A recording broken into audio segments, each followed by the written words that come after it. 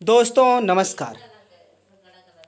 Class 12th के इतिहास के पार्ट 1 के चैप्टर 4 के 3rd वीडियो में आपका स्वागत है। आज हम अध्याय 4 के लास्ट वीडियो पर चर्चा करेंगे।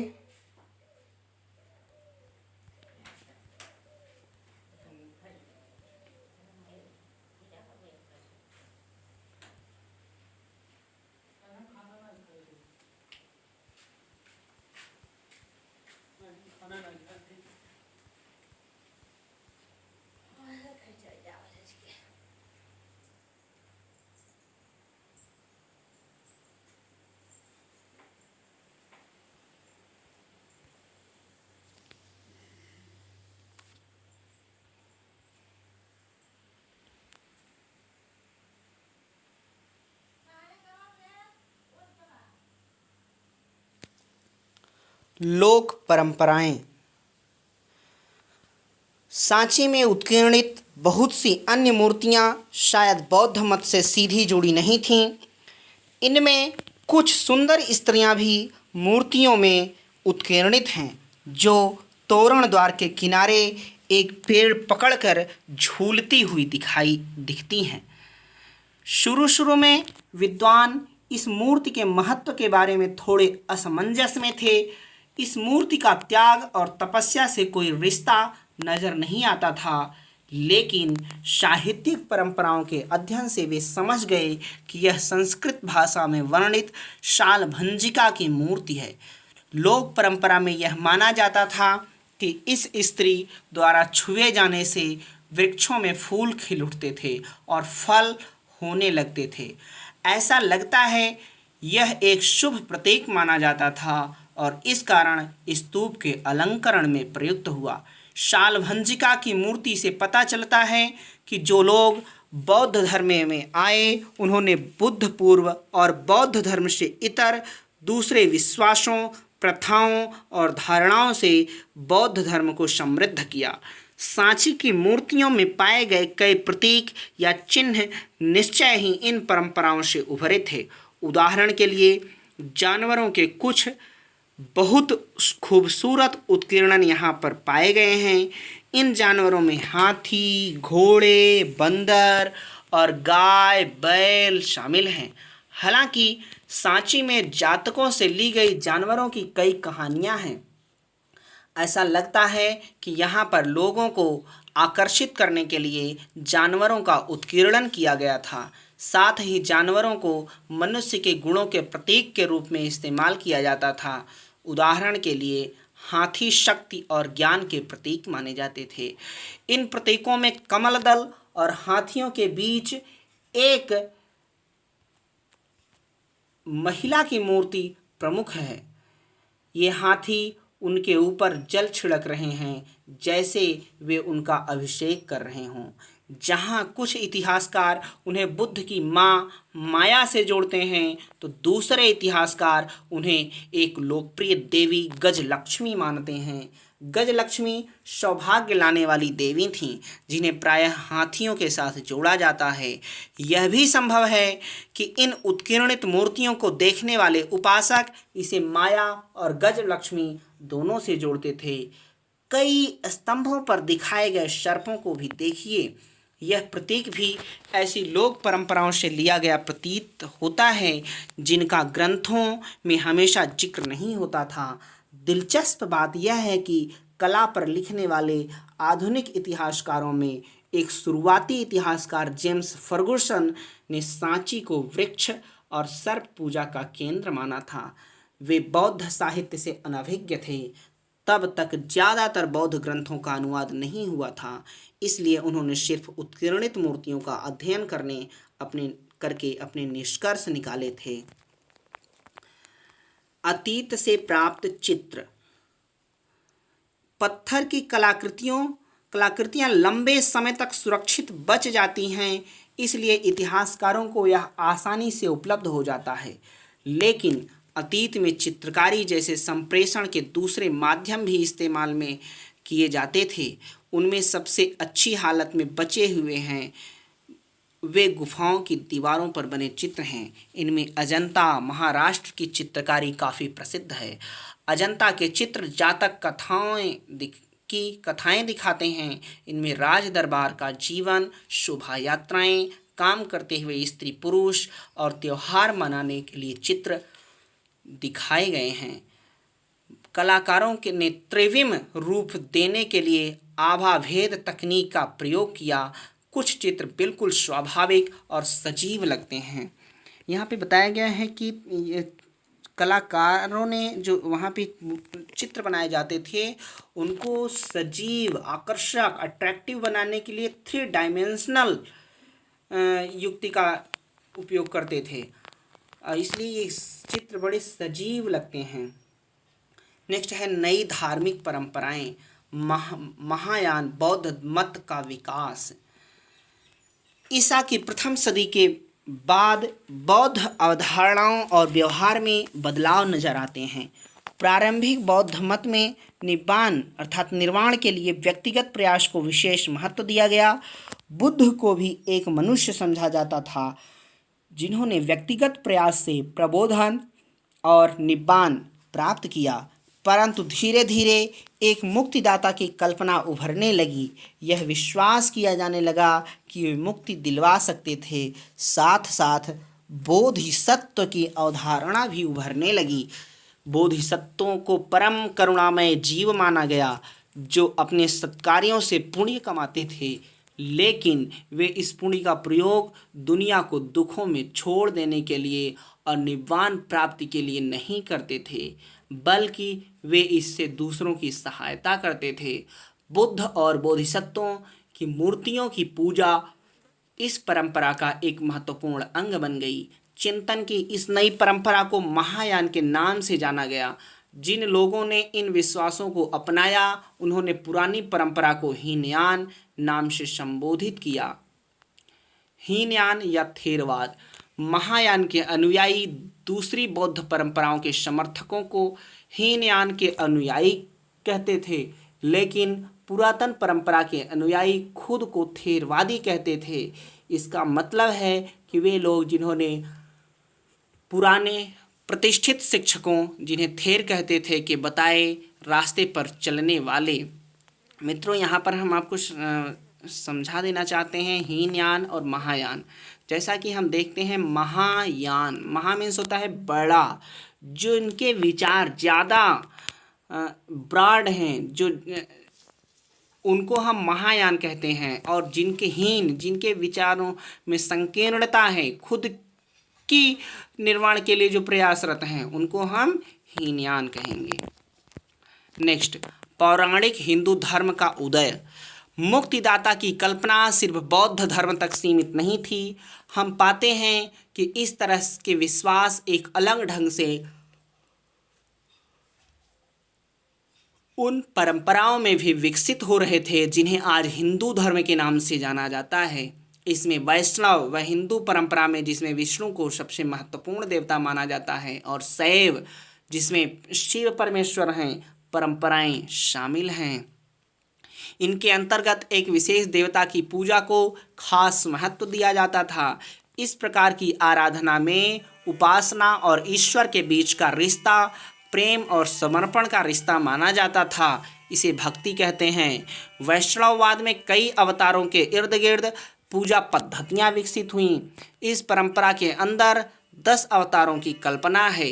यह माना जाता था कि पापियों के बढ़ते प्रभाव के चलते जब दुनिया में अर्थव्यवस्था और नाश की स्थिति आ जाती थी, तब विश्व की रक्षा के लिए भगवान अलग अलग रूपों में अवतार लेते थे। संभवतः अलग अलग अवतार देश के भिन्न भिन्न हिस्सों में लोकप्रिय थे। इन सब स्थानीय देवताओं को विष्णु का रूप मान लेना एकीकृत धार्मिक परंपरा के निर्माण का एक महत्वपूर्ण तरीका था। कई अवतारों को मूर्तियों के रूप में दिखाया गया है। दूसरे देवताओं की भी मूर्तियां बनी। शिव को उनके प्रतीक लिंग के रूप में बनाया जाता था, लेकिन उन्हें कई बार मनुष्य के रूप में भी दिखाया गया है। ये सारे चित्रण देवताओं से जुड़ी हुई मिश्रित अवधारणाओं पर आधारित थे। उनकी खूबियों और प्रतीकों को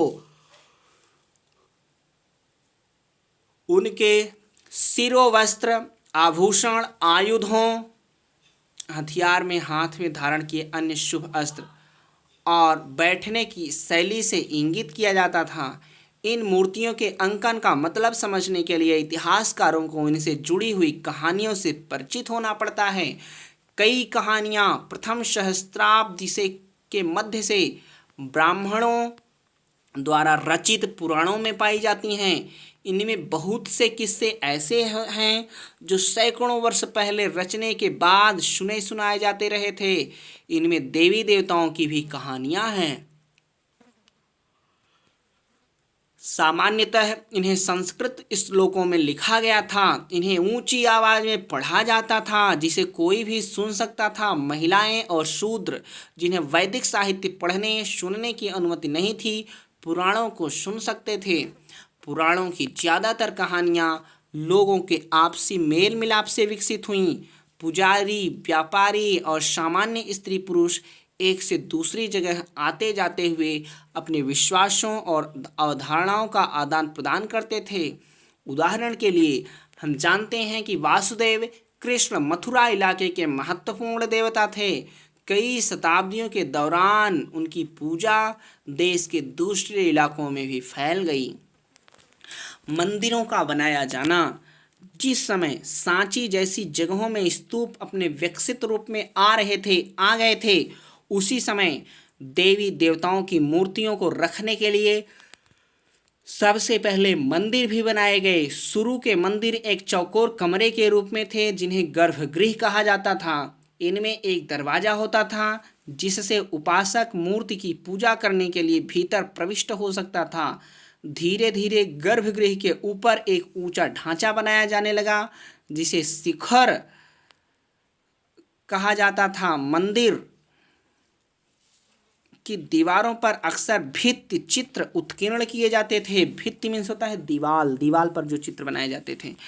बाद के युगों में मंदिरों के स्थापत्य का काफी विकास हुआ। अब मंदिरों के साथ विशाल सभा स्थल, ऊंची दीवारें और तोरण भी जुड़ गए। जल आपूर्ति का इंतजाम भी किया जाने लगा। एक मंदिर देवगढ़ 5वीं सदी में आप यहाँ पे देख सकते हैं। शुरू के मंदिरों में की एक खास बात यह थी कि इनमें से कुछ पहाड़ियों को काटकर खोखला करके कृत्रिम गुफाओं के रूप में बनाए गए थे। कृत्रिम आर्टिफिशियल गुफाएं बनाने की परंपरा काफ़ी पुरानी थी।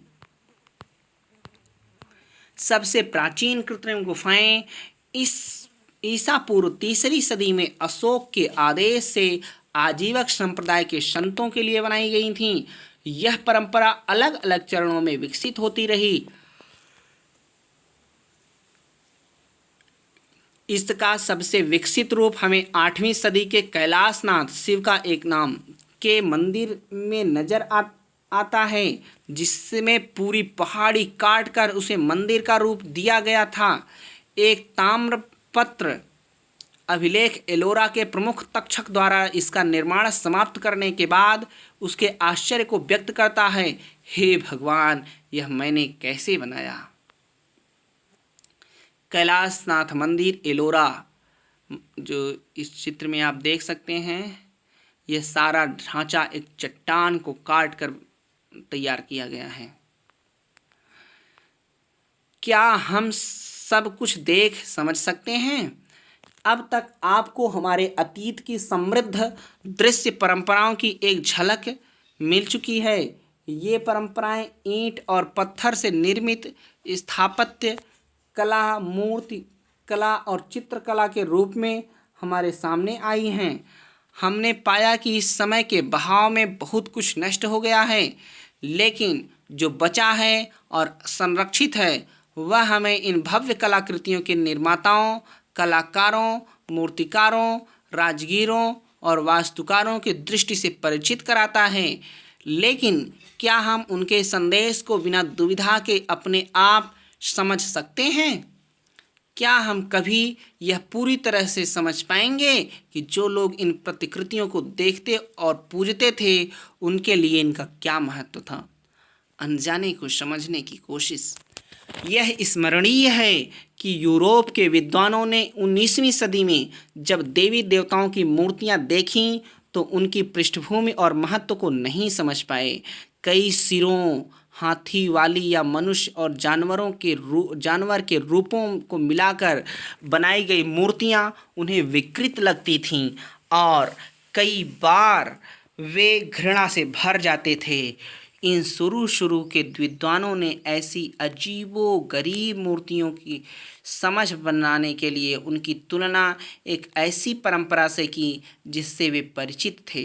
यह थी प्राचीन यूनान की कला परंपरा। हालांकि ये प्रारंभिक भारतीय मूर्तिकला को यूनान की कला से निम्न स्तर का मानते थे। बुद्ध और बोधिसत्व की मूर्तियों की खोज से वे काफ़ी उत्साहित हुए। ऐसा इसलिए हुआ कि ये मूर्तियाँ यूनानी प्रतिमाओं से प्रभावित थीं। ये मूर्तियाँ ज़्यादातर तक्षशिला और पेशावर जैसे उत्तर पश्चिम के नगरों में मिली थीं। इन इलाकों में ईसा से 200 साल पहले भारतीय यूनानी शासकों ने राज्य बनाए थे। ये मूर्तियाँ यूनानी मूर्तियों से काफ़ी मिलती जुलती थीं। चूँकि ये विद्वान यूनानी परंपरा से परिचित थे, इसलिए उन्होंने इन्हें भारतीय मूर्तिकला का सर्वश्रेष्ठ नमूना माना। परिणामतः इन विद्वानों ने इस कला को समझने के लिए एक तरीका अपनाया जो हम सब अक्सर अपनाते हैं, परिचित चीज़ों के आधार पर अपरिचित चीज़ों को समझने का पैमाना तैयार करना।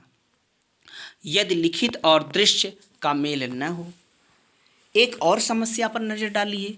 हमने पाया कि किसी मूर्ति का महत्व और संदर्भ समझने के लिए कला के इतिहासकार अक्सर लिखित ग्रंथों से जानकारी इकट्ठी करते हैं। भारतीय मूर्तियों की यूनानी मूर्तियों से तुलना कर निष्कर्ष निकालने की अपेक्षा यह निश्चय ही ज़्यादा बेहतर तरीका है, लेकिन यह बहुत आसान नहीं। इसका सबसे दिलचस्प उदाहरण है महाबलीपुरम में एक विशाल चट्टान पर उत्कीर्णित मूर्तियाँ। निश्चय ही 4.30 में चित्र में किसी कथा का सजीव चित्रण किया गया है, लेकिन यह कौन सी कथा है? कला इतिहासकारों ने पुराणों के साहित्य में इस कथा को पहचानने के लिए काफ़ी खोजबीन की है, लेकिन उनमें काफ़ी मतभेद हैं। कुछ का मानना है कि इनमें गंगा नदी के स्वर्ग से अवतरण का चित्रण है। चट्टान की सतह के मध्य प्राकृतिक दरार शायद नदी को दिखा रही है। यह कथा महाकाव्यों और पुराणों में वर्णित है। दूसरे विद्वान मानते हैं कि यहाँ पर दिव्यास्त्र प्राप्त करने के लिए महाभारत में दी गई अर्जुन की तपस्या को दिखाया गया है। वे मूर्तियों के बीच एक साधु को केंद्र में रखे जाने की बात को महत्व देते हैं। अंततः हमें यह याद रखना चाहिए कि बहुत से रीति रिवाज, धार्मिक विश्वास और व्यवहार इमारतों, मूर्तियों या चित्रकला के द्वारा स्थायी दृश्य माध्यमों के रूप में दर्ज नहीं किए गए। इनमें दिन प्रतिदिन और विशिष्ट अवसरों के रीति रिवाज शामिल हैं। कई लोगों और समुदायों को चिरस्थायी विवरण रखने की ज़रूरत महसूस नहीं हुई हो। संभव है कि धार्मिक गतिविधियों और दार्शनिक मान्यताओं की उनकी सक्रिय परंपरा रही हो। वस्तुतः हमने इस अध्याय में जिन शानदार उदाहरणों को चुना है वे एक विशाल ज्ञान राशि की मात्र ऊपरी परत हैं।